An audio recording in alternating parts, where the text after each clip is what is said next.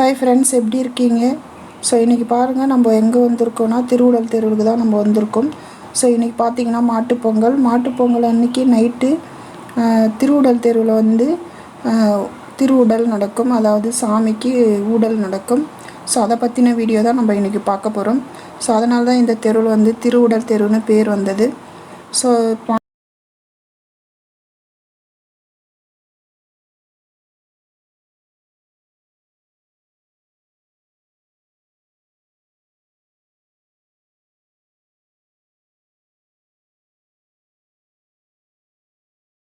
இப்போ பாருங்கள், சாமி இருக்குது. இப்போ 2 சாமி இருக்குது. இப்போ வந்து பந்தல் இருக்குது. அந்த பந்தல் வந்து ஒரு சாமி இருக்கும். ஒரு சாமி ஆப்போசிட்டில் வந்து ஒரு பந்தல் போட்டிருப்பாங்க, அங்கே போயிடும். ஸோ அங்கேருந்து இந்த பக்கம் ஒரு சாமியும், இந்த பக்கம் இருந்து அந்த பக்கம் ஒரு சாமியும் மாறி மாறி வந்து போயிட்டு வந்து நின்றுக்கும். ஸோ இவங்க 2 பேரும் வந்து சைடில் வந்து சைடு வாங்குறத தான் நம்ம வந்து சண்டைகள் அப்படின்னு சொல்லி நமக்கு வந்து காமிப்பாங்க. ஸோ அதை பற்றின வீடியோ தான் நம்ம பார்க்க போகிறோம். நீங்களும் வந்து எங்கள் கூட வந்து திருவுடல் வந்து பாருங்கள். உங்களுக்கு பிடிச்சிருந்தால் லைக் பண்ணுங்கள், ஷேர் பண்ணுங்கள், கமெண்ட் பண்ணுங்கள். மக்கள் பார்த்திங்கன்னா நிறைய கூட்டமாகவே வந்துட்டுருக்காங்க. ஸோ எல்லோரும் வந்து சாமியை பார்த்துட்டு போகிறாங்க. ஒரு 3 வாட்டி வந்து இந்த இடத்துக்கும் அந்த இடத்துக்கும் வந்து 3 வாட்டி வந்து போயிட்டு வரும்.